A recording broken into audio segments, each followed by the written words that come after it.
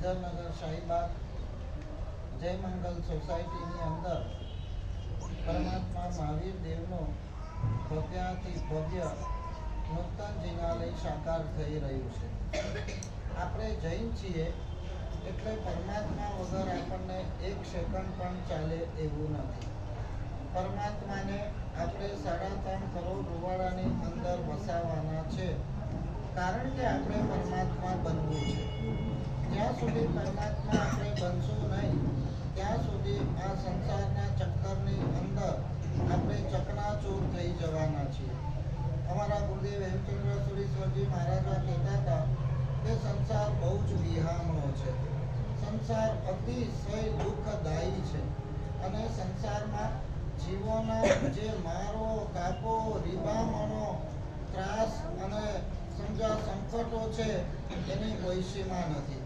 થોડી પુણ્યની ગરમી હોય, થોડા રૂપિયા મળી જાય, શરીર સારું મળી જાય, સાધન સામગ્રી મળી જાય, સુખની અનુકૂળતાઓ મળી જાય એટલે આ જીવ સુખની અંદર પાગલ થઈ જાય છે. બધું જ ભૂલી જાય છે કે હું આ સંસારમાં રખડું છું.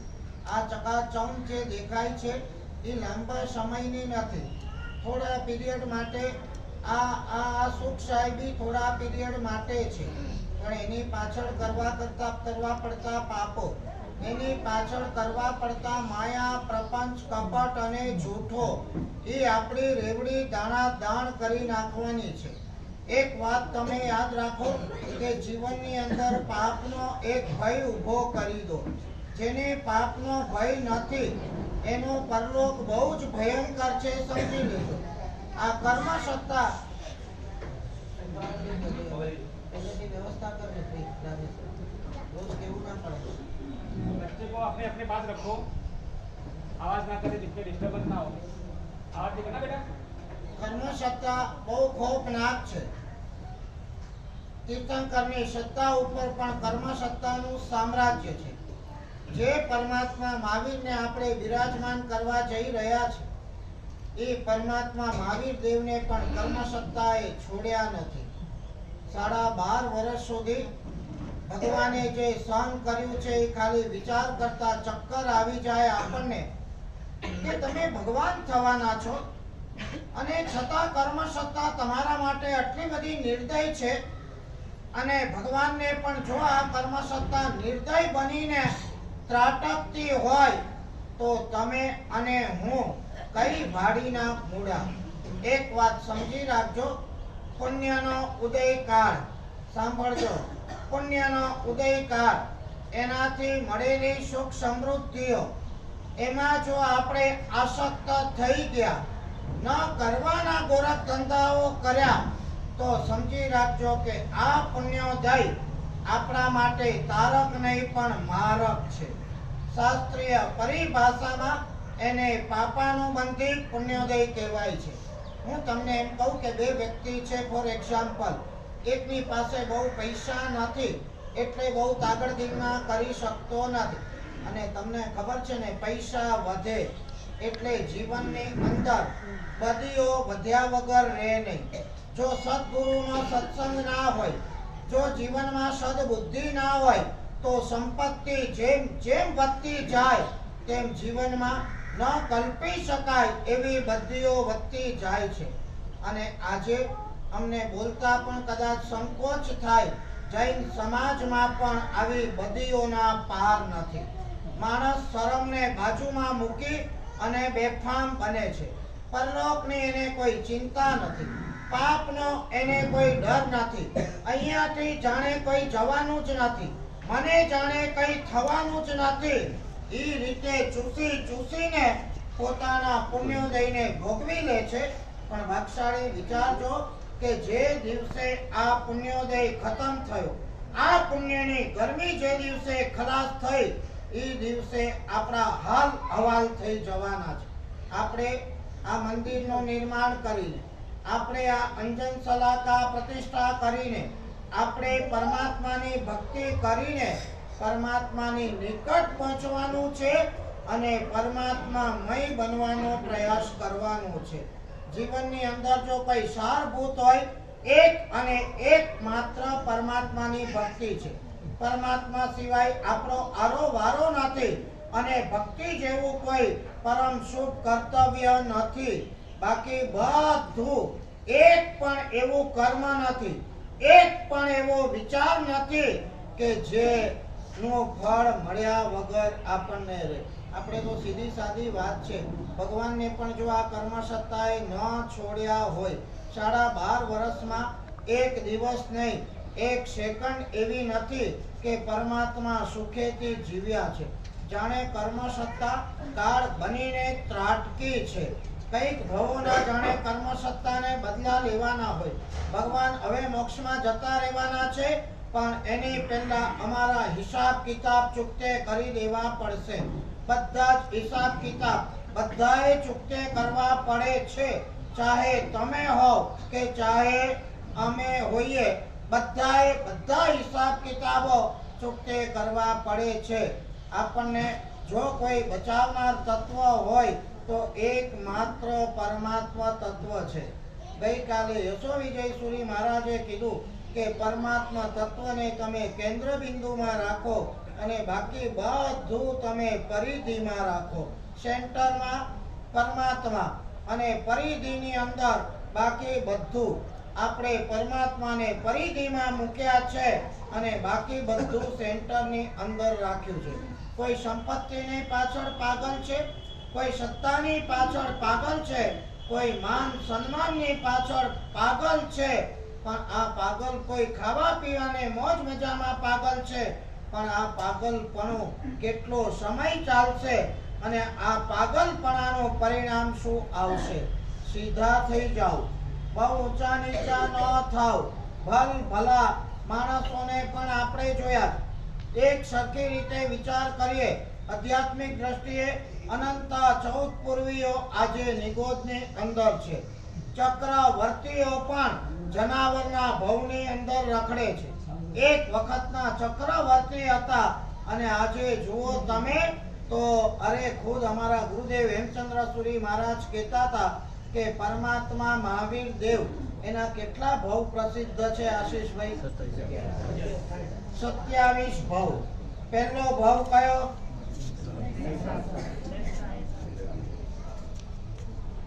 પહેલો ભાવ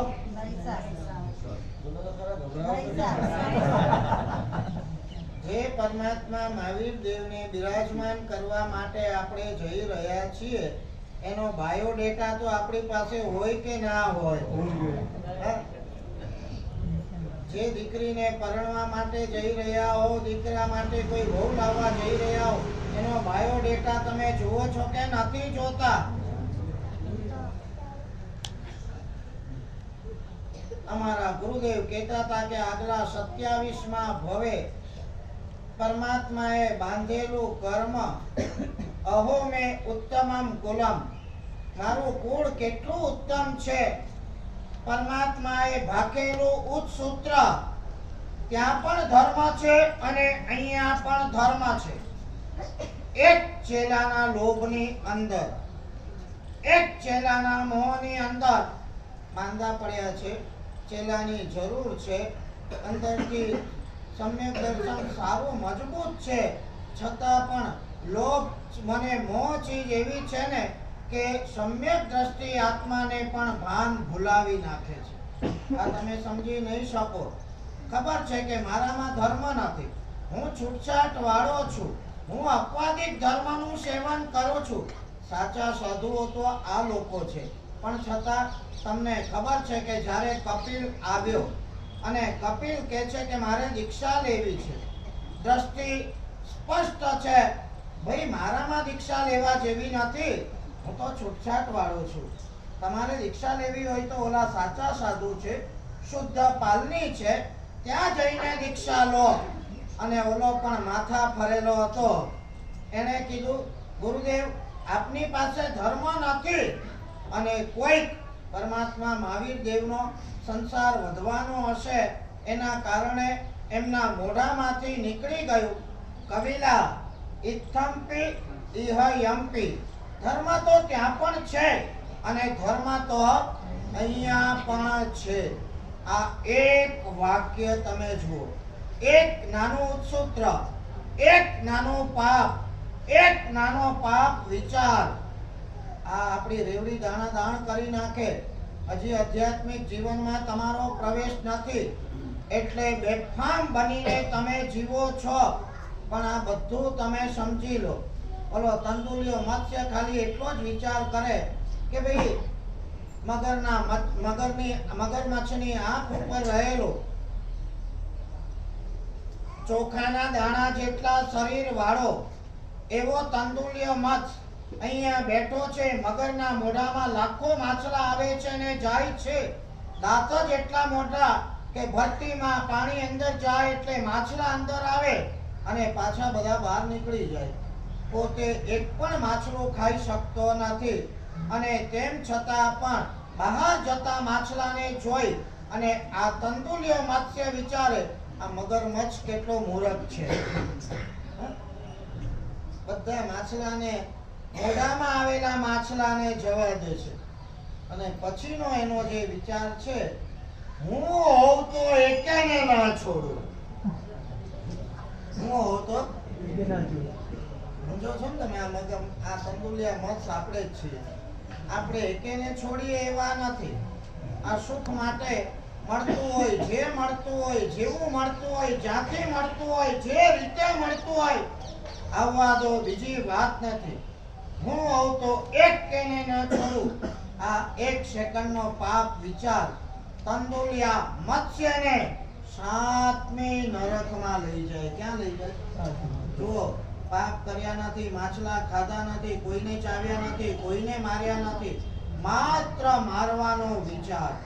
આ પાપ વિચારની પણ જો આટલી ભયાનક તાકાત હોય તો પાપ પ્રવૃત્તિની તાકાત કેટલી હોય? પાપ પ્રવૃત્તિથી ઉભા થયેલા સંસ્કારોની તાકાત કેટલી હોય? ભગવાને પણ એક ઓલાએ વિચાર કર્યો અને ભગવાને શબ્દ બોલ્યા, ઇત્થમ્પિ ઇહયમ્પિ. અને આ એક ધર્મ પોતાની પાસે નથી પણ ચેલાના મોહની અંદર ભગવાન પણ ભાન ભૂલે છે. આગલા ભવોની અંદર ભલે તમે 27 સ્થૂલ ભવોની પછી ભગવાન થવાના છો પણ અત્યારે તમે ભાન ભૂલ્યા છો. ભાન ભૂલ્યાનું પણ ફળ મળવાનું છે. તમારા વ્યવસાયનું ચેકિંગ છે તમારી પાસે? તમારી પ્રવૃત્તિઓનું કોઈ ચેકિંગ છે? સવારથી સાંજ સુધી આપણી પાપ પ્રવૃત્તિઓ કેટલી છે? સવારથી સાંજ સુધી આપણા પાપના અધ્યવસાયો કેટલા છે? બોલવામાં આપણો વિવેક કેટલો છે? ભગવાન જેવા ભગવાને પણ એક લીટી ખોટી બોલી અને એમનો એક કોડાકોડી પલ્યોપમનો સંસાર વધી ગયો. એટલે કે અસંખ્ય કાળનો સંસાર વધી ગયો. 27 ભવ એ તો સ્થૂલ છે પણ આ 27 ભવની અંદર ભગવાનના ભવ કેટલા થયા ખબર છે? પહેલા નૈસાના ભવથી માંડીને એમની યાત્રા મહાવીર પરમાત્મા સુધીની થઈ એમાં ભગવાનના ભવ કેટલા થયા? અસંખ્ય, ઇન્ફિનિટ. અને એમાંના કારણો આટલા નાના છે. તમે એક વાત સમજી રાખજો, પાપના સેવનના નિમિત્તો બહુ નાના હોય છે પણ પાપના પરિણામો બહુ ખોફનાક હોય છે. અહીંયા આપણી કોઈ આર્ગ્યુમેન્ટ નહીં ચાલે.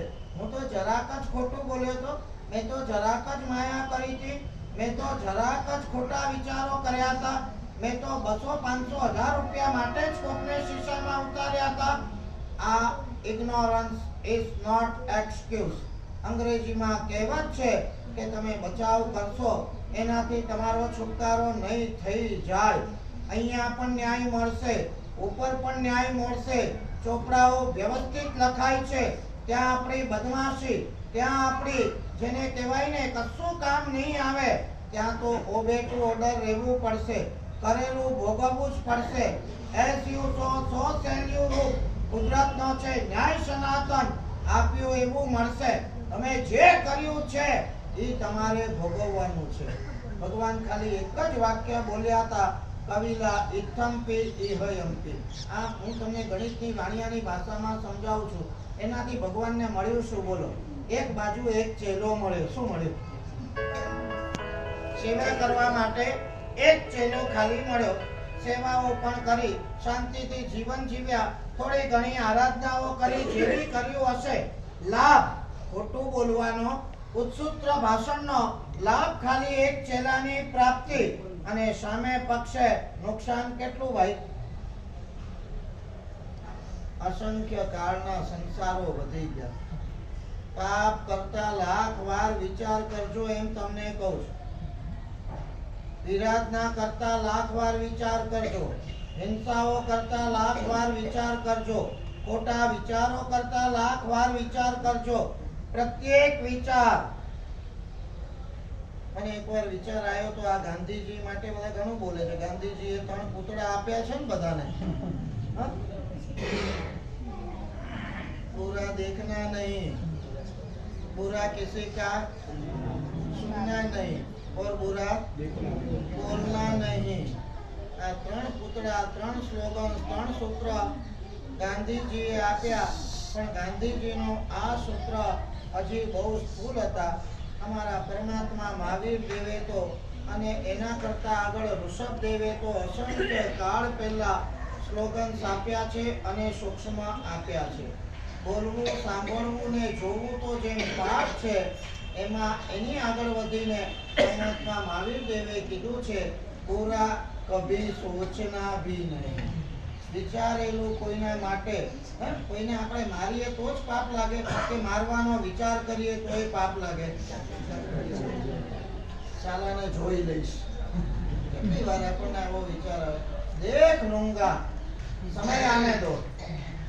હજી તમે કશું કર્યું નથી અને ખોટા બોટ. અમારા સ્તવનમાં એક કીધું છે, વીણા ખાધા વીણા ભોગવ્યા, ફોગટ કર્મ બંધાય. अब तक आपने कुछ किया नहीं, कुछ कर भी नहीं सकते हो, देख लूंगा. अरे સમય આવશે ત્યારે આવશે. અત્યારે ખોટા વિચારો કરીને ચીકણા કર્મ બંધ શા માટે તમે બાંધો છો? આપણે ક્યાંય સંઘર્ષો કરવાના નથી, આપણે સંકલેશો કરવાના નથી, આપણે ખોટા વિચારો કરવાના નથી, મોઢામાંથી કોઈ અપશબ્દો નીકળવાના નથી. બહુ કિંમતી, બહુ પ્રેશિયસ આ ભવ મળ્યો છે, આ મન મળ્યું છે, એનો સદુપયોગ કરવાનો.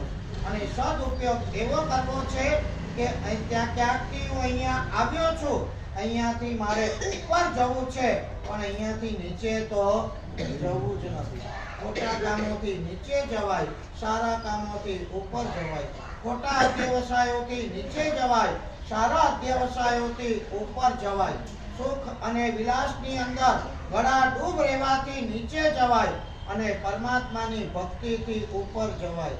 આ આપણે સમજવાની વાત છે. અમને તમારા ઉપર બહુ કરુણા છે. અમે તો સંયમી છીએ એટલે ઘણા પાપોથી બચી ગયા છીએ, પણ તમે 24 કલાક હિંસા, વિરાધના અને પાપોમાં ગળા ડૂબેલા છો. અમને દયા આવે કે ના આવે કે તમારું શું થશે? આવે કે ના આવે એમ કહો. મોટો ભાઈ કરોડપતિ હોય ને નાનો કડકો હોય અને સૌજન્યતા હોય તો એના પર દયા આવે કે ના આવે? એ મારો જ ભાઈ છે, મારી ફરજ છે, એના ઉપર કરુણા થાય.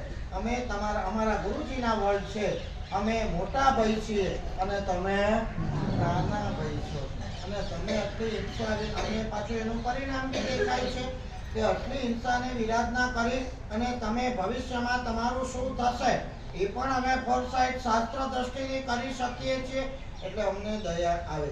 થોડા સુખ ખાતર, થોડા રૂપિયા ખાતર, થોડી અનુકૂળતા ખાતર, થોડા માન સન્માન ખાતર આવા ગોરખ ધંધાઓ કરી અને આપણે દુર્ગતિ વગેરેમાં જવું નથી, પણ મહાવીર સ્વામી પરમાત્માની અદ્ભુત ભક્તિ કરી અને આપણે અઢળક પુણ્ય બાંધવું છે. આપણા ભવિષ્યને આપણે સેટ કરવો છે, એટલું આપણે નક્કી કરવાનું છે. સંસાર બહુ બિહામણો છે, સંસાર બહુ દુઃખમય છે. અનાદિકાળથી આપણું પરિભ્રમણ આ સંસારમાં ચાલે છે. ફૂટબોલની જેમ અહીંયાથી અહીંયા અને અહીંયાથી અહીંયા. માનવિજય મહારાજ કહે છે, કર્મ નચાવે તિમહી નાચત માયા વસ નટ ચેરી. આપણા હાથમાં કશું નથી. મોં ઉપર લીંબુ રાખીને ફરશો નહીં. એક પ્લેટમાં આવી ગયા એટલે હવામાં ઉડશો નહીં. કર્મ નચાવે તિમહી નાચત. આ કર્મ સત્તા કઈ મિનિટે અને એમાં પણ આ કયું આવ્યું આ કોરોના એ તો પથારી ફેરવી નાખી જોઈ ને ભલાના સુકડા સાફ કરી નાખ્યા, રૂપિયાના થપ્પાઓ એમને એમ રહી ગયા અને એક વેન્ટિલેટર પણ આ કોટ્યાધિપતિઓને નથી મળ્યા. રૂપિયા છે તો બધું છે. આ સ્લોગન હવે તમે ભૂલી જજો. તમારું પુણ્ય હશે તો થોડી સેફટી છે અને પુણ્ય વધારવા માટે પરમાત્માની ભક્તિ આજ એકમાત્ર શ્રેષ્ઠ ઉપાય છે. કઈ ટાઈમે શું થશે શું કહેવાય બહુ સિરિયસલી સાંભળો. તમે 5 મિનિટમાં મૂકી દઉં છું. કર્મ સત્તા ત્રાટકશે ત્યારે શું કરશો? આનો કોઈ વિચાર છે? હમણાં 1 દિવસ 2 દિવસ અરે 5 મિનિટ પછી શું થશે એની આપણને ખબર. માત્ર જૂજ દિવસોનો એક કિસ્સો કહું. 15-20 દિવસ પહેલા 17 વર્ષની દીકરી નખમાં રોગ લઈ અમારી આંખ સામેનો અમારા પરિચિત ભાઈનો કિસ્સો. એની દીકરી 17 વર્ષની નખમાં રોગ નહીં, જીવન પંક્ચ્યુઅલ, હસતી ખીલતી ફૂલ ગુલાબી જેવી દીકરી હોય. 8 દિવસથી તાવ ન ઉતરે, તપાસ કરો, ડોલો લો, કોરોનાના ટેસ્ટ કરાવો. આ બધું કર્યા પછી છેલ્લો ટેસ્ટ તમે આગળ જરા ટેસ્ટ કરાવો ને આગળ ટેસ્ટ કરાયો, કેન્સર ડિટેક્ટ થઈ ગયું અને 4-8 દિવસની અંદર બાજી સંકેલ લઈ ગઈ. આંખ ખોલી નાખે એવા દાખલા છે કે નહીં? આ 17 વર્ષની ફૂલ ગુલાબી દીકરી નિરોગી કાયા હોય અને અચાનક કાળ ત્રાટકે અને જીવનની લીલા સંકેલાઈ જાય. આજ એમનો વારો છે. કાલે આ બધી સંભાવનાઓ આપણા માટે છે કે નહીં? गुजराती समझो છો કે નથી સમજો?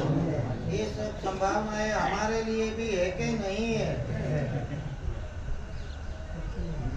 આ બધી સંભાવનાઓની તૈયારી સાથે તમે જીવો છો ને? कल कुछ भी हो सकता है, ये तैयारी से के साथ आप जीते हो ना? जागृति कहाँ है?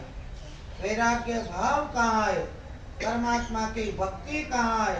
संयम और तप की साधना कहाँ है? और ये नहीं है तो हमारा क्या होगा ये आप समझ लो. अब मूल बात पर आते हैं. हम क्यों आए हैं आपको पता है. शाश्वत स्काई में हमने आपको वादा किया था कि हम आएंगे, निपटाएंगे जो भी कुछ है. परमात्मा महावीर देवનું ભવ્ય જિનાલય અહીંયા સાકાર થઈ ગયું છે. અંજન સલાકા અને પ્રતિષ્ઠાના પડઘમ વાગી રહ્યા છે. જૈનોને પરમાત્મા વગર, ભક્તિ વગર 1 મિનિટ ચાલે નહીં અને એના જ કારણે કોઈ પણ નવું મકાન બનતું હોય, નવું મકાન લેવું હોય ત્યારે જૈનનો પહેલો પ્રશ્ન શું હોય? ભાઈ यहाँ मंदिर है के? अपासरा नहीं होगा तो चलेगा. मंदिर तो होना ही चाहिए. हमको भगवान की जरूरत है. पहले उपासना दी है फिर मंदिर चाहिए. पहले उपासना दी तो दूसरे तो आप हमको सिखाते हो. बिहार करते हैं, भ्रमण करते हैं. सूरत में आप देखो, पाल में 30-35 मंदिर बन गए, अपासरा एक भी नहीं है. तो हम सोचते हैं इन लोगों को भगवान की जरूरत है, हमारी नहीं है. आपके बीच तुम आगे कैसे बढ़ेंगे? वो आपको सोचना है. हाँ? इनको सोचना है. आप साथ में नहीं हो. पीछे तो उनको आगे रखेंगे. आश्वासन तो दिया था इन्होंने, हाँ. लेकिन काम नहीं हुआ. પરમાત્માનું જિનાલય થાય આપણા હૃદય રગની અંદર. આપણને બચાવનાર દેવ અને ગુરુ સિવાય બીજું કોઈ નથી. તમે સમજી રાખજો. બધા હાથ કંકેરી નાખશે. તમારા પાર્ટનર હશે, તમારા સગાવાલા હશે, તમારા પડોશી હશે, તમારા સ્નેહી હશે અને ખાલી એને ખબર પડે ને કે હમણાં આને થોડી જરૂરત છે આની, એટલે મોઢું ફેરવીને ચાલવા મળશે. સામેથી આવે છે તો રસ્તો બદલી નાખશે.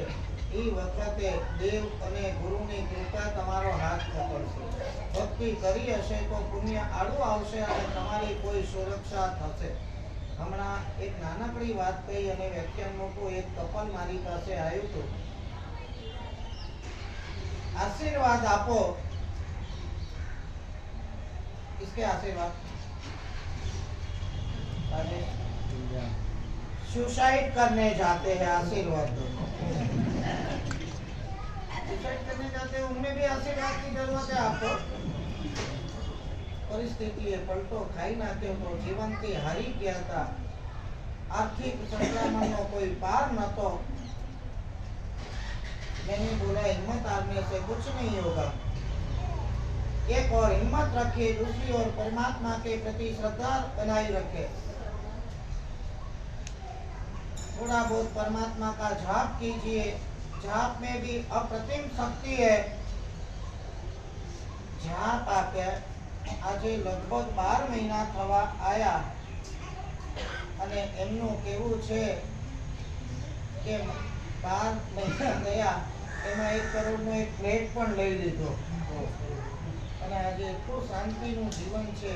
ભક્તિ અને જાપ जब कोई नहीं आता मेरे दादा आते हैं। जाप में ताकत रहती है। श्रद्धा अपनी होनी चाहिए। महावीर स्वामी परमात्मा अंजन सला का प्रतिष्ठा का महामहोत्सव आंगन में आया है। તમે બધા ખૂબ ઉલ્લાસ વધારી દેજો। સૌથી સારી शिक्षा मारे एक લીટીમાં આપવી છે। आप ये मत सोचो कि ये टॉवर आशीष भाई ने बनाए हैं। आप ये मत सोचो कि ये मंदिर आशीष भाई का है। आप ये मत सोचो कि सब कुछ उनका है और उनको ही करना है। बोले वो आगे है, वो उसमें कुछ नहीं, लेकिन हम सब साथ रहकर करना है। एकता, एकजुटता और एक साथ शक्ति रहेगी तो ये प्रसंग को भी 4 चांद लगेगा। और अंजन सला का प्रतिष्ठा जितनी बढ़िया होगी उतनी ही यहाँ की आबादी बढ़ेगी। अभी आपने तो देखा ना, चमत्कार तो देखा ना। छोटी सी बात मैंने पहले भी शायद की थी। आशीष भाई चांदखेड़ा आए थे। लोग रहने आ रहे हैं, एक छोटी सी प्रतिमा मिल जाए धातु की, काम चल जाएगा। काम ही चलाना है ना आपको तो। मानो कि परमात्मा ये यहाँ बैठे हुए महावीर स्वामी परमात्मा ने ही उनको वहाँ भेजा होगा। मेरे पास आने वाले नहीं थे, लेकिन आकस्मिक समाचार मिले कि गुरुदेव यहीं विराजमान है। तो उचित बनता है वंदन करना। क्यों आए भाई? यहाँ चांदखेड़ा में छोटी सी धातु की मूर्ति लेने हम आए हैं। मैंने बोला इतनी जैनों की बस्ती और छोटी धातु की मूर्ति लेकर आप क्या करोगे? मैं आपको बढ़िया से बढ़िया बड़ी आरस की प्रतिमा दिलाता हूँ। उनको भी खुशी हो गई, वहीं स्वीकार कर लिया, वहीं प्रोसेस चालू हो गई और परमात्मा महावीर देव ठाठ माठ से गाजे वाजे के साथ यहाँ विराजमान हुए। अभी 1 साल तो गई हो, 2 साल हुए। और अभी मैं आपको कहता हूँ ये प्रतिमा, ये परमात्मा यहाँ विराजमान जब नहीं थे, 2 साल के पहले की आपकी अवस्था, आपकी परिस्थिति यहाँ की क्या थी? और एक टेम्पररी महावीर स्वामी परमात्मा को भक्ति के खातिर हमने जब विराजमान किया, आज 2 साल में मुझे रास्ते में भी ये युवाओं ने कहा महाराज साहब कई लोग ऐसे हैं जिन्होंने किराए पर फ्लैट लिया था और आज अपना बना लिया फ्लैट। किसकी कृपा, किसकी दुआ, किसके आशीर्वाद, किसकी मेहरबानी? ये परमात्मा महावीर देव भाड़े રહેવા આયા હતા અને આજે ઈ જ ફ્લેટ તમારો થઈ જાય। ભાડામાં રોજ ત્યાં સુધી એમ લાગે कि ये फ्लैट मेरा नहीं है, मैं किराए पर रहता हूँ। कितना भी अच्छा, कितने भी ऊपर मजला हो, कितना भी हवा उजास अच्छा हो, फिर भी ये मेरा नहीं है। और अनुकूलता बन गई, खुद का हो गया, जीवन में खुशियाँ छा गई। मत सोचना मेरे पुण्य से हुआ है, मत सोचना मेरे पुरुषार्थ से हुआ है, मत सोचना मेरे परिवार की अनुकूलता से हुआ है। महज परमात्मा की कृपा से